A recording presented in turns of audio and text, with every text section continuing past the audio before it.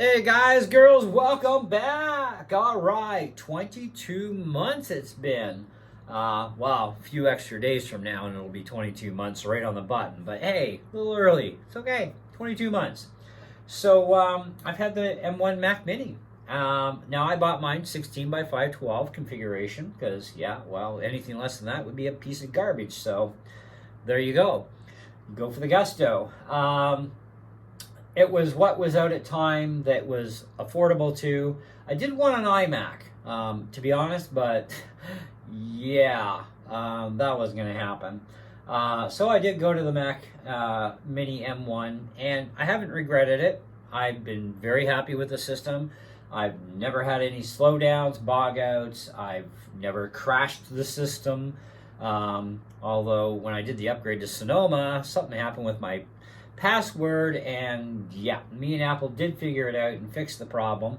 And I have since downloaded and made my own USB installer for Sonoma and redid my external 1 terabyte because at the time troubleshooting with Apple, of course, we were doing this all with my internal 512 and trying to figure out what's going on, and we got it fixed up anyways. But I would rather put a raw copy in, freshly format the drive, clean it out, and reinstall everything clean and fresh. And I usually do that once or twice a year anyways, just out of habit for maintenance.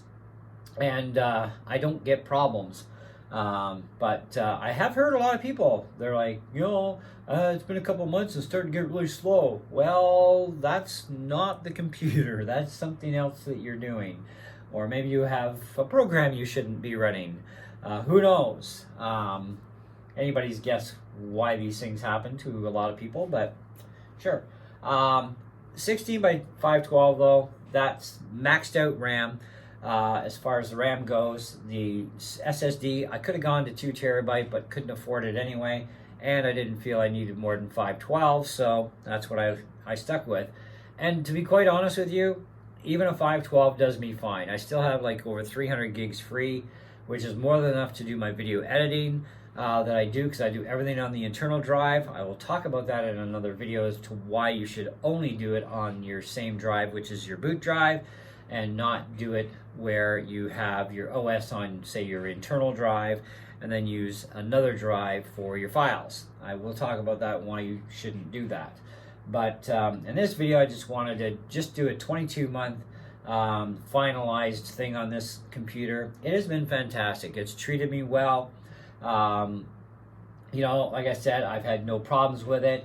It's been fantastic. The only time I ever saw a swap ever happen on this thing was on an OS update, and I think it was some kind of a glitch, and when I rebooted the computer, it was fine, and it never went into swap again. So who knows what happened with that update? That was a while back. But Sonoma has been fantastic, and I love these new screensavers.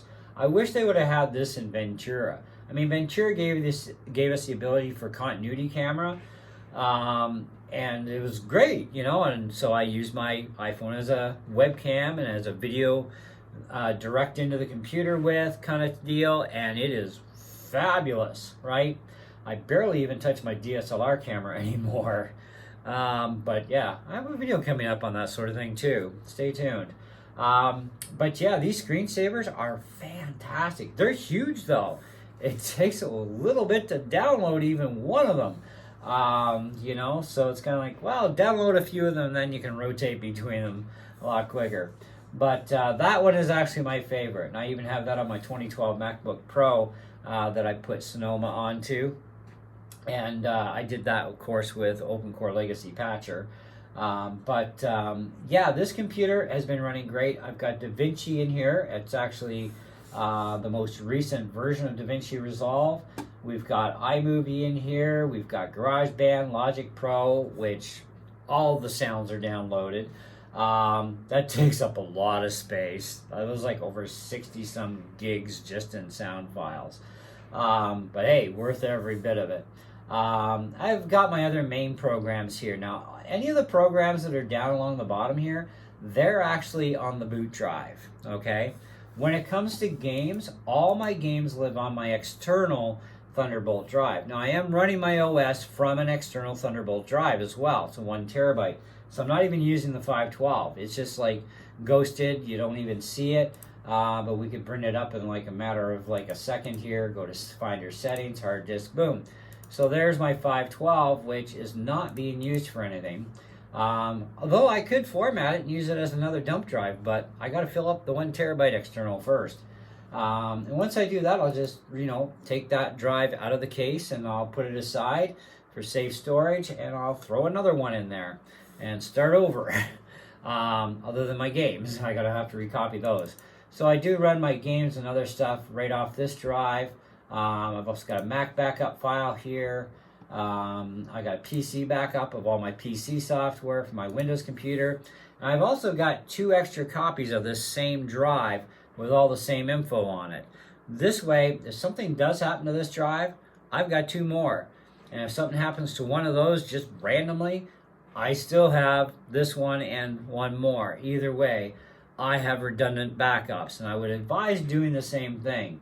It comes in real handy, and besides, it does not cost you that much for external drives. Even if all they are Type-C 3.1, 3.2 drives, just get some backup, right? I don't trust hard drives anymore. I have absolutely no faith whatsoever in HDDs, even for long-term storage. And I do believe I do have a video where I talked about this. So I use the SSDs, and they are perfectly fine for the long term. So I have no issues there. But yeah, so that's kind of how I basically run this thing. And I only use 1 program at a time that I'm doing things with. This way it does avoid swap with 16 gigs of RAM, I would really love to run more powerful editors and get more into the video editing side of the house to do, like more flashier kind of cooler stuff, picture and all that stuff.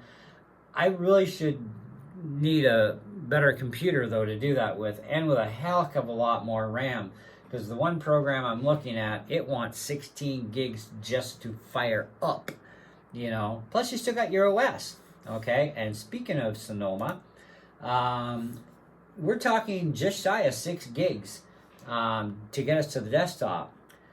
That's quite a bit of RAM, okay? And so I'm kind of sitting here going, still got a little over 10 gigs free, or about 10 gigs free, basically. I can do a lot with 10 gigs if I'm careful, because I got to avoid swap, and you should too. This is why you should have at least nothing less than 16 gigs. And if you're a heavy-duty video editor, well, you're going to need like 32, 64 or more. And if you're a heavy-duty music person, in a recording studio, well, a Mac Mini M1 is not your ticket here, okay? Your ticket is something more like the M2 Studios, or even an M1 Studio for that matter. That's more where you want to be, okay? And with a lot of RAM and a lot of drive space, okay? Yeah, for all the stuff I do on this, even with the games I play, I've got like Elder Scrolls 5 Skyrim Special Edition. I do have the anniversary update, but you can't update a patch, like a wineskin wrapper that way, because you're taking a PC game and you're turning it into just running like a Mac program, right? So I don't know if there even is a way to update to the anniversary edition, because Polytol Porting Toolkit only supports the special edition, not the anniversary. So, but I do have the whole anniversary edition on my PC laptop, and I don't really know how much difference there really is between the 2 versions, but either way, this program runs flippin' outstanding. I'm running Ultimate Graphics 1080p, no slowdown, no hesitation whatsoever. It is great, which kind of makes me wonder why Far Cry 1 doesn't work right, because I'm lucky to get 20 FPS out of it. It's a way older game than Skyrim, and yeah, I don't know. But, even porting kit, they don't guarantee that every time you wrap a game, it's going to work perfect. And it depends if you're on Apple Silicon or Intel Mac when you're doing this. They do seem to run exceedingly well on Intel Macs. Even Far Cry, it ran great on an Intel Mac, wine wrapped, but just not on the M1 for some reason. I don't know what it is. but I've tried every trick I can think of so far in the wine tricks area of the program, and yeah, I don't know. But anyways, I do have a few other that are wrapped. Some of them are pretty good. Some of them are, but they work, kind of thing. Then, of course, I have Minecraft Java Edition. I've got some Mac-only programs I've downloaded that all run fantastic. There's more and more games I'd like to download and run on the M1 to see how much stuff actually runs really awesome. You know what I mean? Because let's face it, Apple is not really concentrated much on gaming in Apple Silicon until the M2s decided to come out. And now they're going AAA gaming, and M3s are going to do better in gaming, and all this other jazz. And it's kind of like, yeah, I got a little M1. And Apple is not, by the way, spending much time to do anything about M1s for gaming. From what I've been seeing and hearing about, they are definitely concentrating M2, M3, and above for gaming, especially into the AAA stuff. But there are tons and tons and tons and tons of games for the M1. Don't worry. And they run great, a lot of them, and some of them, well, maybe not so great. Depends on the game, right? And what you've got for a configuration of your computer, too. That also makes a difference. But for everything I do on this thing, it's fantastic. No problems, no issues. It has been great. But I need more speed now, and I need more RAM, and I just can't get anything more out of this computer. So I am looking into upgrading, and I am looking into an M2 Studio, because I highly doubt Apple's going to release an M3 Studio this month or next month, or even by the end of this year. So I'm kind of thinking, well, the M2 Studio that I'm looking at, that'll more than do me for the next 5-6 years easily, okay? Because I've been watching how things have been progressing up the ladder with the M1 and now the M2, and we're going to get M3s. And I'm seeing how things are going, and I'm pretty confident that an M2 Studio would easily last me easy 5 years, okay, before I'll have to even think about it again. And even at that point, I may not even bother to think about it. I've got 2 more years left of payments on my PC laptop, and at that point, it's either Apple better get off their butt and come up with some really awesome gaming capabilities, or I'm going to have to buy another PC, and I really don't want to buy another PC. But this one is, in about 2 more years, is going to have a hard time with some of the games. Right now it's fine with what I got, but 2 more years down the road, this PC is not going to be sufficient. So I got to figure out what to do then too. So it's kind of like, yeah, great. You got to love technology and how it advances so quickly, right? But yeah, it's been great. Loving the live wallpaper. I still can't get over that. It is so nice, and the clarity and just the scenery and how they've done everything with these files. This is friggin' amazing. I wish they would have done a better job though with the sharks and the dolphins and the whales, and have them into some better scenery, kind of like this, like swimming through and stuff, and maybe a shark can come out and eat a fish, or have a fight with a whale would be kind of cool on screen. That'd be kind of neat. I don't know. But either way, definitely, I still would recommend an M1 Mini in 2023 if you're just getting into Macs, or you're just coming away from Intel and into the Apple Silicon. Get your feet wet with an M1. And see how you like it. I mean, the M1s are really cheap to get now, like especially in the used market.